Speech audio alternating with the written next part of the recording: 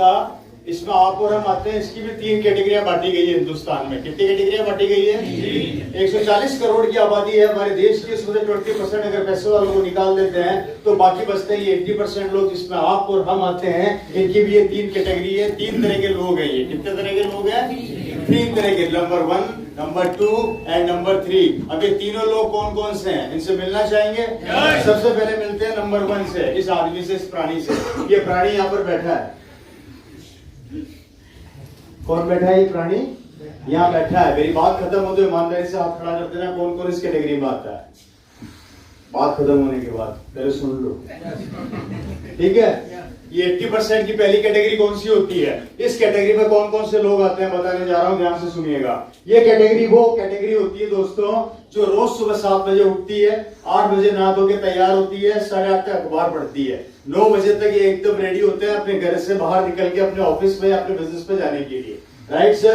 इनकी बीवी इनके लिए शानदार गरम गरम टिफिन तैयार कर देती है। ये टिफिन लेते हैं, अपनी मोटरसाइकिल पर लटकाते हैं, किक मारते हैं, मोटरसाइकिल को स्टार्ट करते हैं, सीधा ऑफिस। Right sir? वहां उतरते हैं, सारे दिन काम करते हैं। काम करने के बाद 1 से 2 के बीच में लंच होता है। उसमें बीवी के हाथ का गरम गरम खाना खोलकर खाते हैं। ये भी पता है ठंडा हो जाता है, इसलिए मैं बोल रहा था गरम गरम खाते हैं। सब पता है। आगे बढ़े। मैंने कुछ बातें उल्टी बोलूंगा, पकड़ दिया आप लोगों को। उसके बाद क्या काम करते हैं ये? उसके बाद शाम को 4 जैसे बजती है, अपना मोबाइल निकालेंगे या अपनी घड़ी निकालेंगे, उसमें अपना टाइम देखेंगे। 4 बजे एग्जैक्ट अपने फोन जेब से फोन निकालते हैं, घर पे फोन लगाते हैं अपनी बीवी को। अजी सुनो। बीवी बोलती है हाँ जी बोलिए। बोली मैं 5 बजे तक घर आ रहा हूँ, शानदार गरम गरम खाना बना देना, सर्दी बहुत है। बीवी शानदार खाना तैयार कर देती है, गरम गरम मस्त एकदम। ये घर पहुंचते हैं साहब, घर पहुंचते बीवी खाना बनाती है मस्त। ये कपड़े वपड़े चेंज करके टेबल पे बैठ जाते हैं, टीवी चला के, और ये खाना खाते हैं। टीवी और बीवी दोनों को साथ में देखते हुए खाना खाते हैं।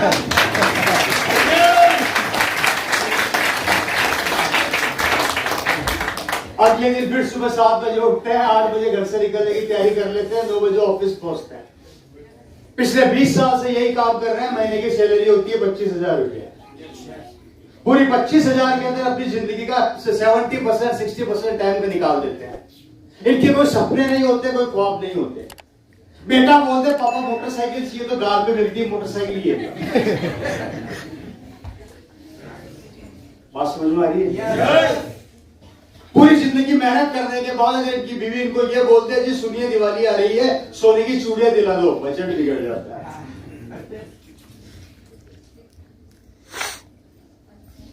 बड़ी मुश्किल से बीवी इनके पास जाके धीरे से बोलती है जी सुनो। बोला बोल। बेटी की फीस जमा करानी है। बोलते स्कूल में अगले महीने कराएंगे, इस महीने पैसे नहीं है। ये इनकी जिंदगी होती है। अच्छा, इनकी बीवियां भी इंटेलिजेंट होती है। इनकी बीवी को पता होता है कि हमारे पति ऐसे निकालेंगे, तो इनकी बीवी के पास जिंदगी की 4 साड़ियां होती है, ये उसी को चेंज करके पहनती हैं। आप काउंट कर सकते हो अगले दिन कौन सा कलर आने वाला है। उससे बड़ी बात सर समझना, आपके यहाँ का मुझे नहीं पता, हमारे राजस्थान में तो ऐसे ही होता है। उसके बाद क्या होता है दोस्तों? इनके सपने, इनके ख्वाब, ड्रीम्स कंप्लीटली लिमिटेड हो जाते हैं। पूरी जिंदगी मेहनत करते हैं, और आश्चर्य की बात है कि हमारे वहां पे इनकी वाइफ हफ्ते के हफ्ते अपने पति की जेब से 100-200 रुपए चोरी करती है और पैसे इकट्ठे करती है, और दिवाली के दिन साड़ी खरीद के लाती है। वो साड़ी लेके आती है 5,000 की, जिस साड़ी के ऊपर भी विपिन जी इनके पति की नजर होती है। ये साड़ी आज से पहले तो देखी नहीं, कहां से? हेलो। इनकी वाइफ बोलती है, मोटरसाइकिल पे जब अपनी वाइफ को घुमाने ले जाते हैं सर, सैनी सर, तो इनकी वाइफ बोलती है कि जी सुनिए पूरी जिंदगी आपके लिए घर में खाना बनाया, 5 स्टार में खाना तो खिला दो। तो ये समझ जाता है कि 5 स्टार का मतलब है 5,000 का बिल। तो ये बीवी को पता है क्या ज्ञान देते हैं? अरे पागली, पागल हो गई है, इतने महंगे होटल में क्यों जाती है? ये काम कर, संडे के दिन मैं फ्री हूं, मस्त पूड़िया बना और सूखी आलू की सब्जी बना, टिफिन पैक कर, एक चद्दर निकाल, चद्दर ले ले, टिफिन का पैक ले ले, पानी की बोतल ले ले, मोटरसाइकिल के पीछे बैठ। हरिद्वार में शानदार सरकारी गार्डन खुला है, वहां चल के खुले में खड़ा है।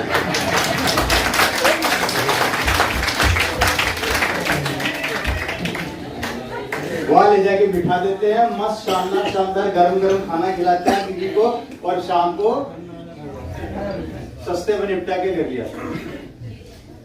ये कभी 5 स्टार बनी जाते हैं, पानी पूरी के ठेले में जाते हैं। और आश्चर्य की बात बता देता हूँ, इस कैटेगरी के लोग पूरी जिंदगी मेहनत करने के बाद थोड़ा सा पैसा इकट्ठा करते हैं, हरिद्वार के बाहर जाके जमीन का टुकड़ा देखते हैं, उस जमीन के टुकड़े को 15 लाख रुपए में खरीदते हैं, ऊपर से 20 लाख रुपए का लोन लेते हैं। लोन चुकाते चुकाते इनकी पूरी जिंदगी निकल जाती है। पूरी जिंदगी मेहनत करने के बाद बुढ़ापे में जाते जाते अपनी बीवी को छोटा सा घर बना के देते हैं और बोलते हैं कि बहुत बड़ा काम कर दिया, बहुत बड़ा तीर मार दिया। और उसके बाद भी अगर कर्जा नहीं चूकता तो अपने बेटे को बोलते हैं अब ये कर्जा तेरे को चुकाना है। ये होती है हमारे 80% की पहले कैटेगरी के ये वो लोग जो उनकी पूरी जिंदगी में कोई सपने नहीं होते, कोई ख्वाब नहीं होते, सिर्फ 20 से 25 हजार की नौकरी में अपनी पूरी लाइफ निकाल देते हैं और अपने बच्चों को भी यही सिखाते हैं कि तुझे भी नौकर बनना है। फर्क इतना सा है, मैं 25,000 का नौकर हूँ, तुझे 50,000 का बनना है। पर बनना क्या है? नौकर है।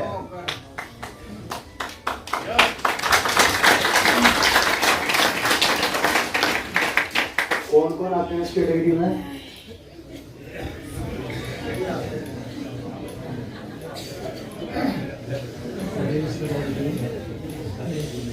कोई नहीं आता। तब किसी और की गुलामी करके अपनी जिंदगी का महत्वपूर्ण समय खत्म करोगे कब तक मेरे दोस्त? भगवान ने मानव जीवन दिया, मानव जीवन में भी हम किसी और की गुलामी कर रहे हैं। 18 घंटे काम हम करते हैं, 12 घंटे काम हम करते हैं, मोटरसाइकिल पर हम चलते हैं। हमारा बच्चा कौन सी स्कूल में पढ़ेगा हमें पता नहीं होता, हमारे बेटे की जिंदगी क्या होने वाली है हमें पता नहीं होता, लेकिन जिसकी गुलामी करते हैं उसका बच्चा जरूर विदेशों में पढ़ता है, उसका बेटा जरूर मर्सिडीज में घूमता है। और फिर बोलते हैं सेठ जी के पास तो नई कार है 2 करोड़ की। अरे सेठ जी को 2 करोड़ पे लाने वाले भी तो आप ही हो मेरे भाई। पसीना तो आपका बहाता, सेठ जी का थोड़ी बहाता। पसीना जब आपका गिरता है ना जमीन पे तो वहां पर एक कार खरीदने में आती है और खुद मोटरसाइकिल लोगों की जिंदगी निकाल देता है। ये है हमारी पहली कैटेगरी। अब सोचकर कितनी अच्छी लगी आपको, जीनी की जीनी निर्णय आपका है। मिलना चाहेंगे दूसरी कैटेगरी से? और तो नहीं हो रहे? ये हमारे समाज की दूसरी कैटेगरी है। ये कौन लोग हैं? ये कौन से प्राणी मिलना चाहेंगे? इस दूसरी कैटेगरी में हमारे देश के 25 से 35 साल के यंगस्टर्स हैं।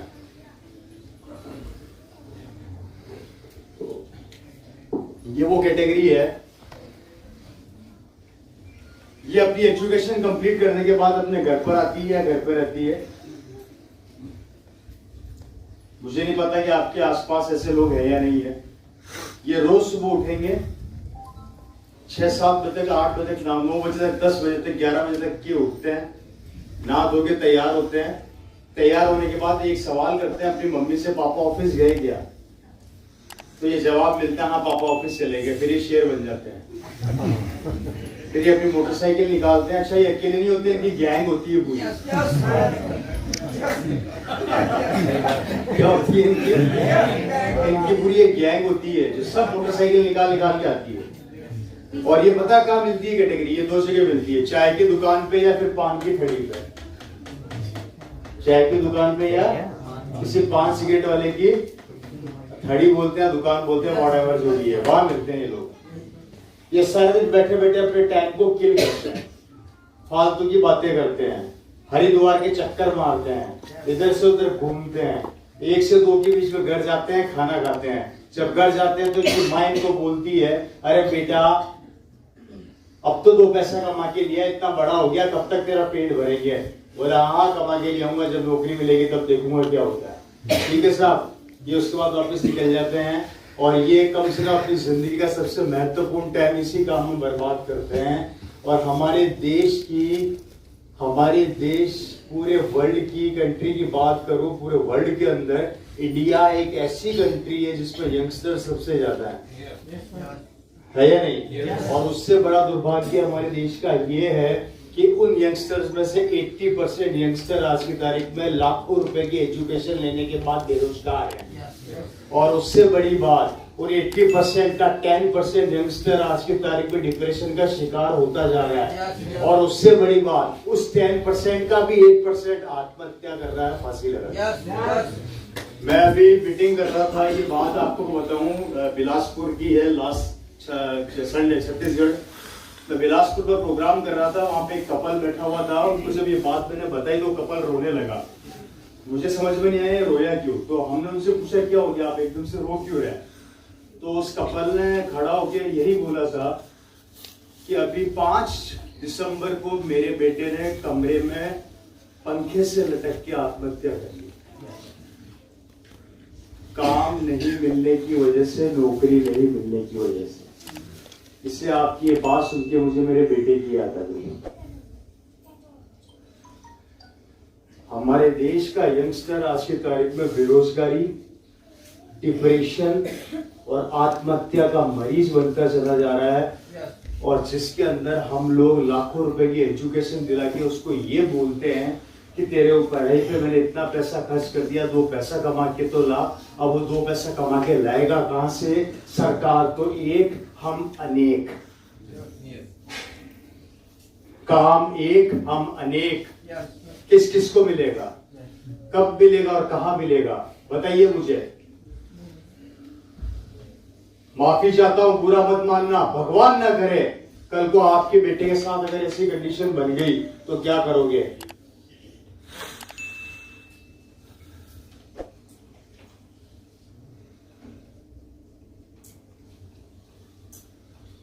शाम को पिताजी ऑफिस से आके अपने बेटे को बोलते कि बेटा 2 पैसा कमा, तो बेटा बोलता पापा नौकरी कहां से लाऊं?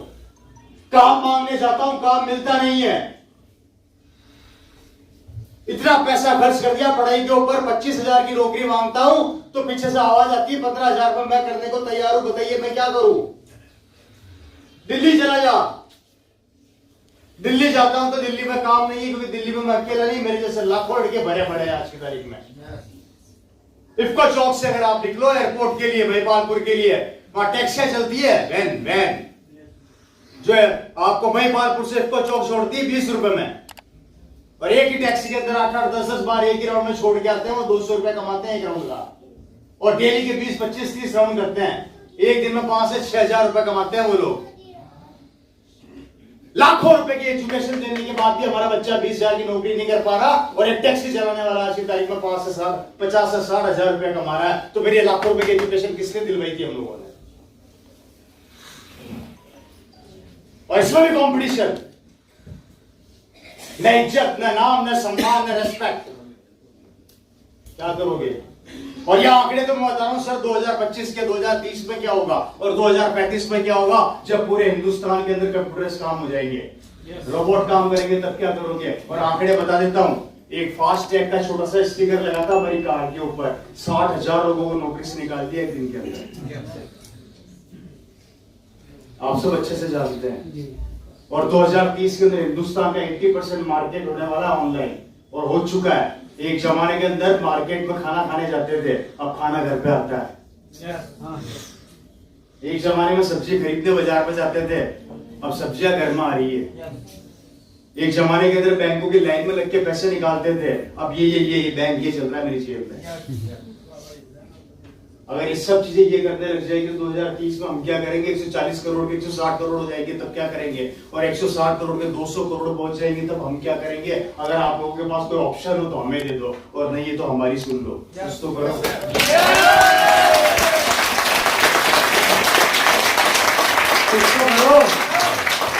और कब तक लड़ने वाली जिंदगी जिएंगे यार? कब तक?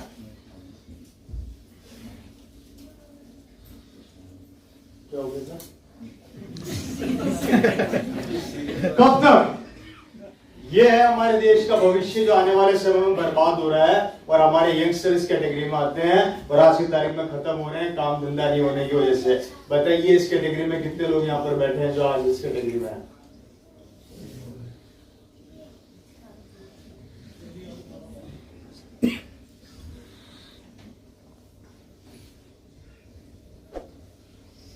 कौन सी कैटेगरी बची? इससे भी मिल ले, मुलाकात कर ले इससे भी। ये होते हैं ड्रीमर्स। ये कैटेगरी वो कैटेगरी होती है जो होते हैं दिमाग से पागल। ये होते हैं वो लोग जिनको सिर्फ और सिर्फ इनका सपना दिखाई देता है, कुछ नजर नहीं आता। ये वो लोग होते हैं जो एक बार जिस चीज को ठान ले उसको पाके रहते हैं। ये वो लोग होते हैं जब तक अपने सपने को पूरा ना कर दे चैन से सोते नहीं है। ये वो लोग होते हैं जो कभी टीवी देखते नहीं है। ये वो लोग होते हैं जो अपने सपने को पूरा करके अगले सपने को अपना लक्ष्य बनाते हैं और उस पर काम चालू कर देते हैं। ये वो लोग होते हैं जो कभी हारते नहीं है, कभी घबराते नहीं है और कभी डरते नहीं है। ये वो लोग होते हैं जो कैसी भी परिस्थिति हो अपने आप को प्रूव करके दिखाते हैं कि मैं कर सकता हूं और मैं करके दिखाऊंगा। और जब तक मैं इस बिजनेस में सफल ना हो जाऊं मैं चैन से बैठने वाला नहीं। इसे मेरी भाषा में बोला जाता है आरसीएम का भूत। क्या बोला जाता है? और भूत कैसा दिखता है जानना चाहते हैं? मेरा जैसा दिखता है। मैं वो भूत हूं जो न सोता हूं न सोने देता हूं। जिधर डॉक्टर ड्रिप भी चढ़ा रहा होता है तो दिमाग के अंदर ये चल रहा होता है कि आरसीएम में क्या चल रहा है, बल्कि ये होता बाजी बातें बात है या नहीं? ऐसा भूत अपने अंदर पैदा करोगे तब जाके ऊपर वाला आपका साथ देगा, क्योंकि ऊपर वाला भी उसी का साथ देता है जो खुद अपना साथ देता है। बात समझ में आ रही है? इनको कोई हरा नहीं सकता, इनको कोई थका नहीं सकता, इनको कोई मार नहीं सकता, क्योंकि ये अपने ड्रीम के प्रति बहुत सीरियस होते हैं। और ये जितने आगे बैठे हैं ना, ये जितने आगे बैठे हैं ये सब इसी कैटेगरी के भूत है।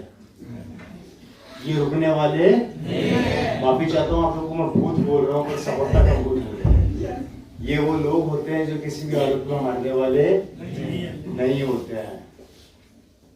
अब आप इन तीनों कैटेगरी में से कौन सी में आते हैं? सब थर्ड में आना चाहता है। क्यों? और हकीकत में अपनी जिंदगी में झांक कर देखें तो इसकी और इसकी क्वांटिटी भी यहाँ पर ज्यादा है। राइट? अब निर्णय आप लोगों का है। और इससे बड़ी बात सर, ये दोनों कैटेगरियां मिलके इसको नीचे गिराने में पूरी ताकत लगाती है।